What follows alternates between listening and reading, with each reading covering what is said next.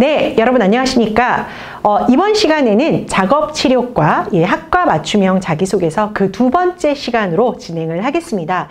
지난 시간 우리는 성격의 장단점의 질문 의도와 작성 방향을 빠르게 리뷰해 보았습니다. 이번 시간에 제가 여러분께 그렇다면 어떻게 사례를 접목해서 작성해 나갈 것인지 말씀드린다고 했죠? 사례 함께 보시겠습니다. 성격의 장단점의 작성 사례입니다. 저의 장점은 침착성입니다. 휴학 2년 동안 골프장 프론트데스크에서 근무한 경험이 있습니다. 락커에서 기중품인 시계를 분실하셨다며 프론트로 오셔서 큰 소리로 화를 내시면서 CCTV를 확인하고 싶다는 고객님이 계셨습니다.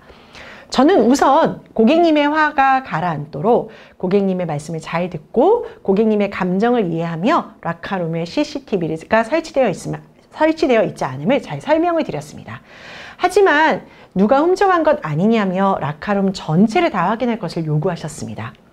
아직 고객들이 라운딩 중이신 분들이 계시니 모두 돌아가시면 락카룸을 확인하고 찾아보겠다고 말씀드렸습니다. 고객이 가신 후 분실한 락카룸 옆에서 시계를 찾을 수 있어 고객님께 돌려드렸습니다. 고객님께서는 소리쳐서 미안하다고 하시면서 진심으로 고마움을 표현해 주셨습니다. 이러한 성격은 병원에서 돌발적으로 환자가 행동을 할 때도 침착함이었죠? 침착하게 대응하는 데 도움이 될 거라 생각합니다.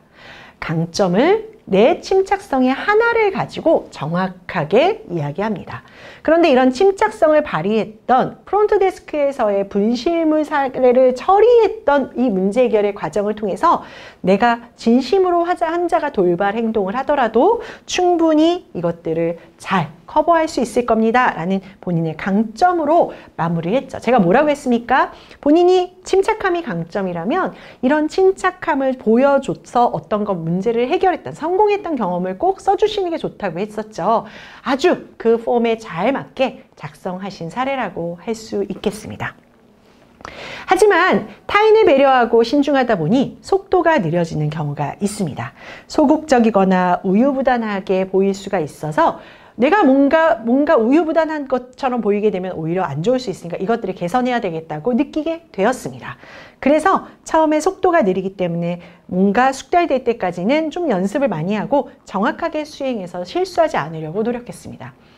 마찬가지입니다. 본인의 단점이 무엇인지, 이런 단점을 고쳐야 되겠다고 생각했던 계기는 무엇인지, 이걸 통해서 어떤 식으로 내가 노력하고 있는지를 정확한 방향에 맞춰서 쓴 아주 좋은 사례라고 볼 수 있겠습니다. 성격의 단점 사례 하나만 더 보도록 하겠습니다, 여러분. 할 일을 꼼꼼하게 준비하는 계획성과 작은 일도 소중히 여기며 끝까지 수행하는 책임감이 저의 장점입니다. 고등학생 때부터 지금까지 스터디 플래너를 작성하고 있습니다. 그날에 공부해야 할 계획과 일정을 작성하면서 플래너가 글씨로 채워지는 것에 뿌듯함을 느끼고 있습니다. 과제 제출이 있거나 시험 기간일 경우 며칠 전부터 하루마다 계획을 세워 실천하려고 노력하였으며 친구들이 과제 제출 날짜를 모르면 플래너를 확인해서 알려주곤 했습니다. 또한 조별 과제가 주어졌을 때 다른 사람의 의견을 포용하고 이끌어가는, 그래서 다른 조원들에게 피해가 가지 않게끔 제가 맡은 바 최선을 다하려고 노력을 했습니다. 이는 향후 병원에 취업해서 동료들과 회의를 진행할 때 또는 여러 명의 환자들을 대상으로 그룹 치료를 진행할 때 다른 사람의 의견을 포용하고 자기 맡은 바 업무를 최선을 다하는 데 도움이 될 것입니다. 강점이 뭡니까? 계획성, 책임감. 두 가지의 강점을 스터디 플래너를 쓰는 것으로 계획성을, 그리고 내가 조별 과정을 할 때 조장으로서의 책임감을 통해서 아주 정확하게 보여줬죠. 그리고 나서 이런 것들이 병원에서 동료들이나 환자들하고 일할 때 이러한 책임감이 이러한 계획성이 어떻게 도움이 될 것이다 라고 명확하게 연결고리를 줬다는 측면에서 매우 잘 쓴 사례라고 할 수 있겠습니다. 다만 한 가지를 결정할 때 시간이 오래 걸린다는 아쉬운 단점이 있습니다. 정확성만큼 중요한 게 신속성이기도 하기 때문에 이렇게 오랜 시간이 걸린다는 걸 고쳐야 되겠다라고 생각했습니다. 내가 이걸 개선해야 되겠다고 느꼈던 이유를 썼죠. 그래서 뭔가 준비하고 계획하는 이런 장점을 발휘해서 실수하지 않도록 하고 긍정적인 결과를 만들 거야 라고 생각하면서 행동으로 하고 노력하고 있습니다 라고 해서 본인의 강점, 단점을 명확하게 구분해서 하나씩 각각의 사례, 경험의 근거를 들었고 그렇게 해서 장점이 내가 입사 후에 업무에 어떤 식으로 도움될 수 있습니다 까지를 연결해서 잘 작성한 사례 2편을 보셨습니다.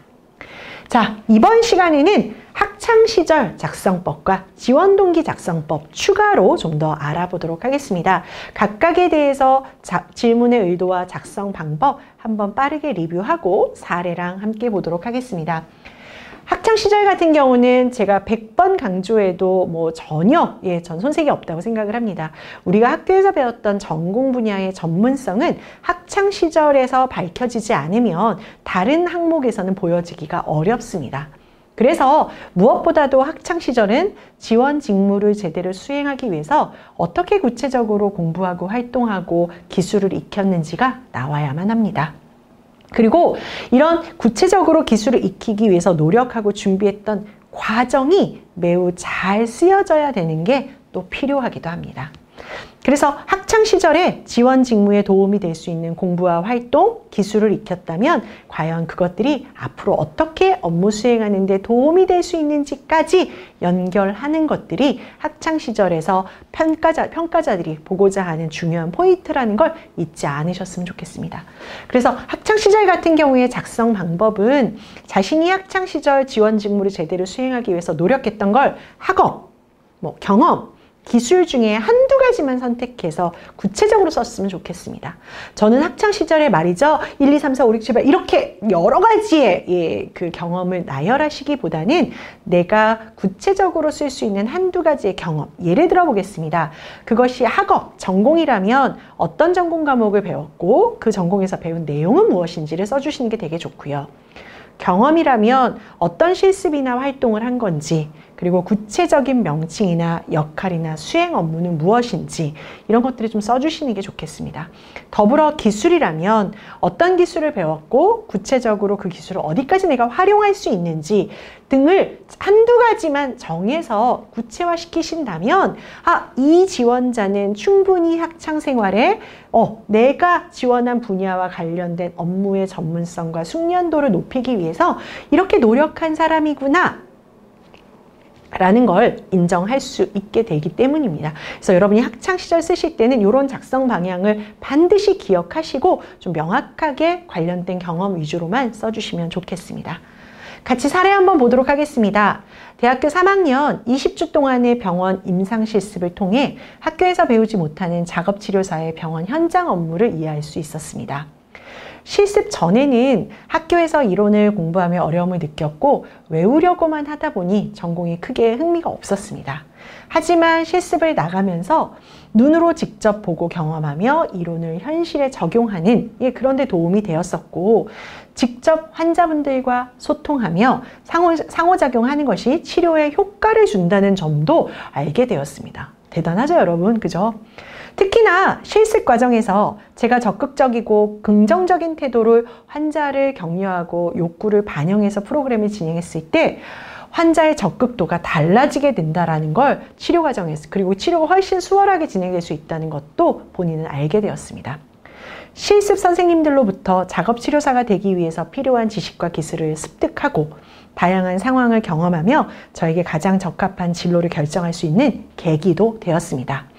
실습 시간이 지날수록 점점 회복해가는 환자분들을 보며 성장해가는 걸 느꼈고 1000시간이라는 귀한 시간이 헛되지 않도록 열심히 배우고 행동하는 그런 치료사가 되도록 노력하겠습니다.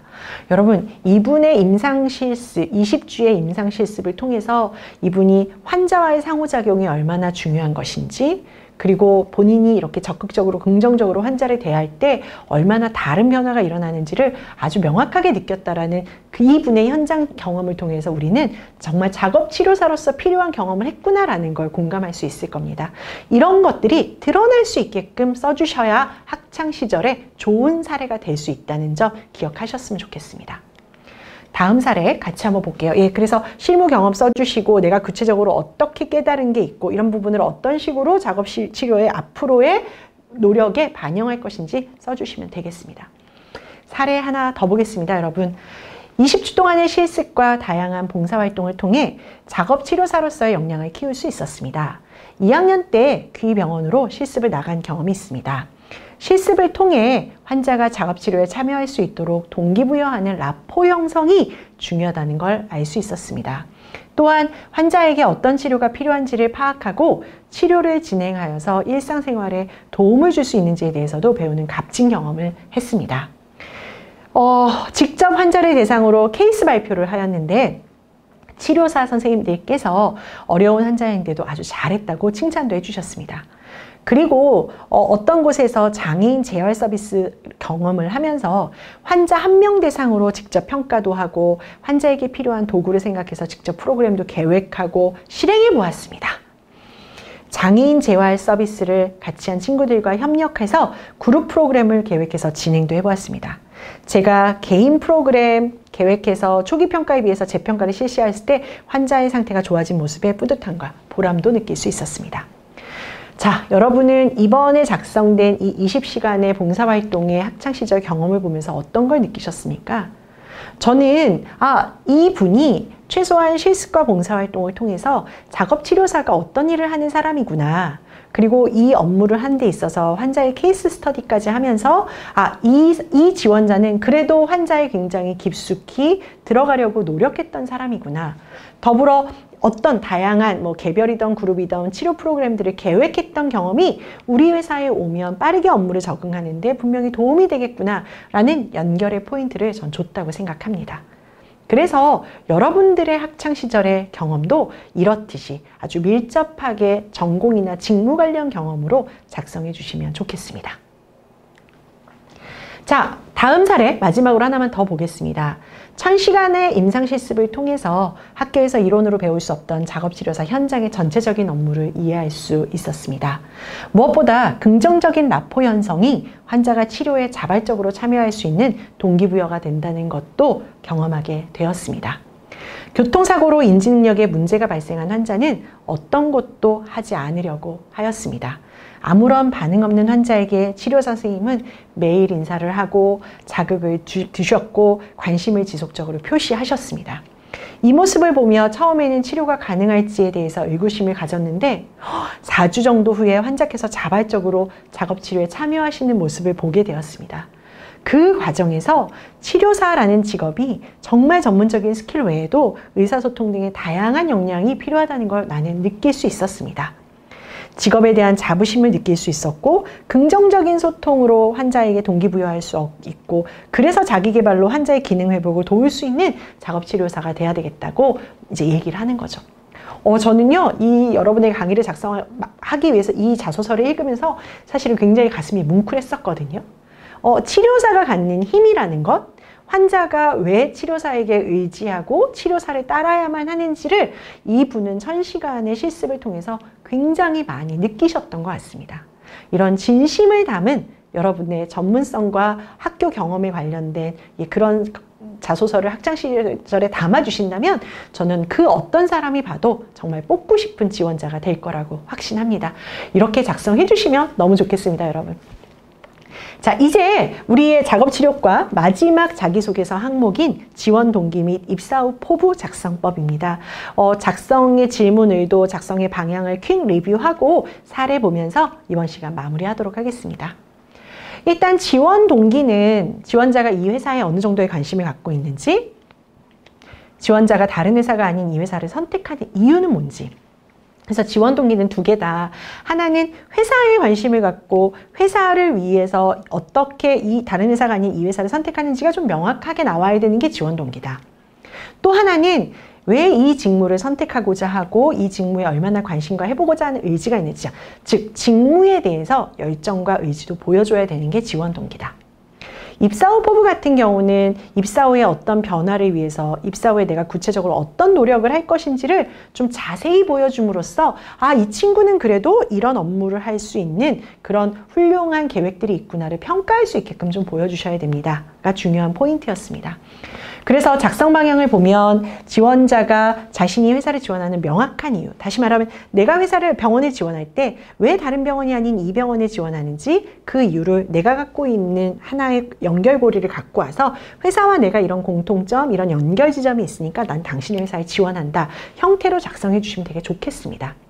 다만 지원 회사의 규모가 크지 않고 정보가 많지 않아서 회사를 선택해야 되는 이유가 명확하지 않을 경우에는 왜 본인이 이 분야에서 일하고 싶은지, 그러니까 회사를 선택하는 이유가 명확하지 않다면 이 직무를 내가 수행하고자 하는 이유를 좀 밝히시고 이 직무를 선택한 이유, 이 직무를 어떻게 잘 수행하실 것인지를 설명해 주시는 것도 굉장히 좋은 지원 동기의 방법일 수 있습니다.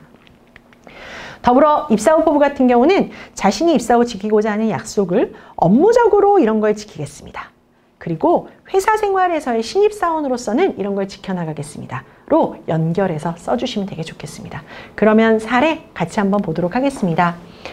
봉사활동과 임상실험에서 장애를 가진 분들을 만나면서 저는 이러한 분들에게 일상생활이 가능하도록 도움을 주고 삶의 질을 높여주고 싶었습니다. 특히 제가 진행한 프로그램으로 초기 평가보다 재평가에서 상태가 호전되었을 때 정말 뿌듯함과 보람을 느낄 수 있었습니다. 이를 위해서 저는 20주 동안의 임상실습으로 병원 현장 업무를 이해하며 적응력을 향상시켰고 환자와의 긍정적인 관계 형성, 그래서 환자 치료에 적극적으로 참여할 수 있도록 동기부여가 된다는 걸 알게 되었습니다. 또한 지속적인 봉사활동으로 다양한 사람들을 만나면서 효과적인 의사소통의 방법도 배울 수 있었습니다. 이를 바탕으로 환자를 가족같이 생각하면서 긍정적인 관계 형성으로 환자의 신뢰를 받는 작업치료사가 되고자 지원하게 되었습니다. 자, 보겠습니다. 여기에서는 회사의 어떤 언급도 있지 않습니다. 다만 이번 지원 동기는 내가 왜 작업치료사가 되고 싶은지, 내가 이런 다양한 경험을 하면서 작업치료사로서의 업무를 하며 뭔가 뿌듯함을 느꼈고 이런 작업치료사의 힘이 환자에게 도움이 될 수 있다는 걸 난 명확하게 알기 때문에 그 사람들에게 힘이 되고 빛이 되어줄 수 있는 작업치료사가 되고자 지원한다. 직무에 지원하는 이유를 아주 잘 작성해 주신 사례라고 볼 수 있겠습니다. 그래서 관심 분야, 나는 장애를 갖고 있는 분들을 만났고 이런 것들을 통해서 작업치료사가 어떤 역할을 해줘야 된다는지를 이해하게 됐고 따라서 나는 내가 가지고 있는 강점들을 갖고 이렇게 작업치료를 한번 해보겠다라는 식으로 지원 동기를 쓰게 된 거죠. 충분하다고 생각합니다. 두 번째 사례 한번 보겠습니다. 세상에 꼭 필요한 사람이 되고 제 인생을 의미 있게 보내고 싶다는 생각으로 살아왔습니다. 작업치료에서 장애를 가진 분들을 위해서 전문적인 치료를 제공하여 신체적, 정신적 기능장애 회복을 통해 사회에 적응할 수 있도록 돕는 중요한 일이라고 생각이 들었습니다. 또한 환자들을 치료하면서 변화하는 모습을 보고 일을 하면서 그렇게 일을 하며 보내는 삶이 충분히 보람되고 의미 있다고 생각해서 작업치료사에 더욱 애정을 갖게 되었습니다. 본인이 이런 직업에 관심과 애정을 갖게 된 계기, 기회를 많이 얘기했죠. 이를 위해서 대학에서 작업치료학을 전공하였고 다양한 전공 지식을 쌓아왔습니다. 또한 대학병원이나 보훈병원 보건소에 실습을 하면서 실제 현장에 대한 이해도 쌓아왔습니다. 아르바이트와 봉사활동으로 다양한 사람들을 만났고 상황에 맞는 의사소통법과 대인관계 능력을 향상시켰기 때문에 내가 이렇게 작업치료하는데 보탬이 될 수 있는 여러 가지 경험들, 역량들 쌓아왔으니까 다른 어떤 영역보다도 작업치료사로서 일을 잘하고 싶어서 지원하게 되었습니다. 라는 사례로 마무리하고 있습니다. 기업이 아닌 여러분이 진심으로 작업치료사가 되고 싶은 이유들을 써주신다면 그것도 굉장히 좋은 지원 동기가 될 수 있다는 거 끝까지 기억을 좀 해주셨으면 좋겠습니다. 마지막 지원 동기의 사례를 좀 보고 지원 동기 항목 마무리를 하겠습니다. 임상실습과 봉사활동에서 기능이 저하된 사람에게 의미 있는 치료적 활동을 통해 독립적인 일상생활과 사회로의 복귀가 가능하도록 신체적, 정신적 기능을 향상시켜 개인의 삶의 질에 영향을 미칠 수 있는 작업치료사로서 자긍심을 느낄 수 있었습니다. 또한 치료를 통해서 증상이 좋아지는 환자를 보았을 때 뿌듯함, 성취감도 느꼈습니다. 저는 작업치료를 전공하면서 임상실습을 위한 스왈로잉 페이지 뭐 이런 제가 죄송합니다. 제가 전문 용어는 몰라서 뭐 이런 국제 치매 케어 전문사 아니면 정신사회 작업 치료 전문가 인문과정 등의 교육을 받으면서 관련 분야의 전문성 또한 향상시키고 준비하고 노력했습니다. 따라서 긍정적인 관계 형성으로 이런 전문적인 공부를 한 것들을 바탕으로 환자에게 신뢰받을 수 있는 작업치료사가 되고자 지원하게 되었습니다. 로 마무리할 수 있습니다. 자, 우리 작업치료과의 여러분들은 지원 동기를 쓰실 때 주로 내가 들어가는 기관 또는 병원보다는 여러분이 작업치료라는 업무 또는 이 작업치료라는 직업이 얼마나 개인에게 소중하고 얼마나 사회에 의미 있는, 그러니까 자신의 가치와 이 직업이 사회에 기여하는 부분들을 적절히 잘 엮어서 지원 동기로 작성해 주셨습니다. 뭐 지원 동기라는 건 크게 두 가지가 있다고 했죠. 기업에 지원하는 이유일 수도 있고 여러분이 직무에 지원하는 이유일 수도 있기 때문에 이 두 가지를 모두 다 써주고 싶은 사람은 사실은 내가 당신 회사에 지원하는 이유는 뭐다? 이거를 회사의 인재상 또는 회사의 목표, 방향 이런 것과 연결해서 한번 써주시고요. 그런 당신의 병원이나 기관에서 나는 이렇게 역할을 하는 작업치료사가 되고 싶다라고 뒷부분에다가 직무적 지원 동기 넣어주셔도 괜찮습니다. 그러나 내가 가고자 하는 기관들, 사실 기업들이 별로 큰 기업이 아니어서 정보가 많지 않다면 지금 보여드렸던 지원 동기의 세 가지 사례의 작성법처럼 여러분이 작업치료사로서 어떤 경험을 했고 작업치료사로서 구체적으로 어떤 공부를 했고 그래서 이러한 경험과 공부가 내가 앞으로 일하는 데 이렇게 도움이 될 거다라는 방식으로 지원 동기를 써주시는 것 굉장히 좋습니다. 이런 형태로 여러분의 지원 동기도 마무리해 보셨으면 좋겠습니다. 자, 이제는 입사 후 포부 작성법 한번 얘기해 보겠습니다. 작업치료사로서 다음을 약속하겠습니다. 첫째, 양심을 지키고 정직한 작업치료사가 되겠습니다. 이를 이루기 위해서 진심으로 환자를 생각하고 사람을 위한 작업치료를 하겠습니다. 둘째, 환자의 지속적인 동기부여를 주는 작업치료사가 되겠습니다. 한 번의 만남으로 끝나는 것이 아니라 일상생활에서 환자가 지속해서 치료 내용을 반영하고 그런 것들을 스스로 개선해 나갈 수 있도록 돕겠습니다. 셋째, 자기계발을 하겠습니다. 늘 프로그램을 고민하고 다양한 교육을 들으며 전문적인 작업치료사가 되겠습니다. 자, 여러분 어떠셨습니까? 내가 회사에 가서 이루고자 하는 약속을 얘기하고 왜 그런 것들이 필요하고 어떻게 그런 것들을 실천할 것인지를 뒤에다가 연이어서 설명했죠. 충분히 구체적이고 업무지향적인 그런 입사 후 포부라고 할 수 있겠습니다. 이런 방향으로만 써주시면 아주 흠잡을 데 없이 좋을 것 같습니다. 입사 후 포부 사례 하나만 더 보겠습니다. 병원에 입사하게 되면 다음과 같이 노력하는 작업치료사가 되겠습니다. 첫째, 신입 작업치료사로서 선배님들의 가르침을 적극 수용하여 효율적으로 업무 수행을 하고 조직에 친화적으로 적응하겠습니다. 둘째, 치료의 동향을 놓치지 않기 위해 지속적으로 자기계발해서 전문성을 갖추겠습니다. 그리고 마지막으로 따뜻한 미소와 긍정적인 표현으로 마음이 위안이 될 수 있도록 노력하겠습니다. 작업치료과 분들의 자소서를 읽다 보면 마음이 되게 따뜻해지는 것 같습니다. 그리고 이 일에 대한 진심을 제가 아주 많이 느끼게 되는 것 같습니다.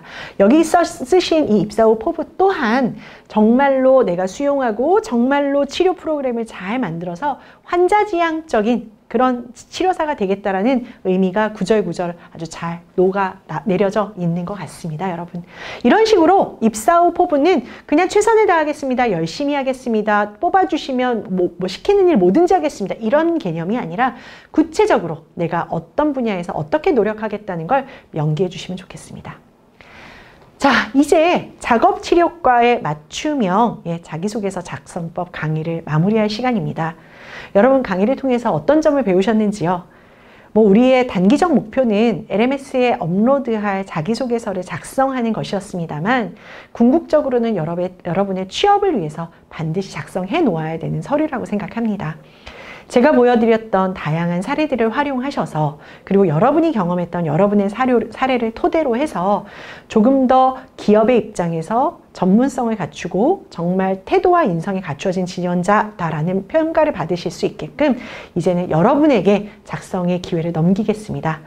강의 잘 들으셨다면 꼭 시간 내에 작성하셔서 과제도 제출하시고 성공적인 취업도 이루시길 바라겠습니다. 그럼 오늘 강의 여기서 마무리하겠습니다. 수고하셨습니다.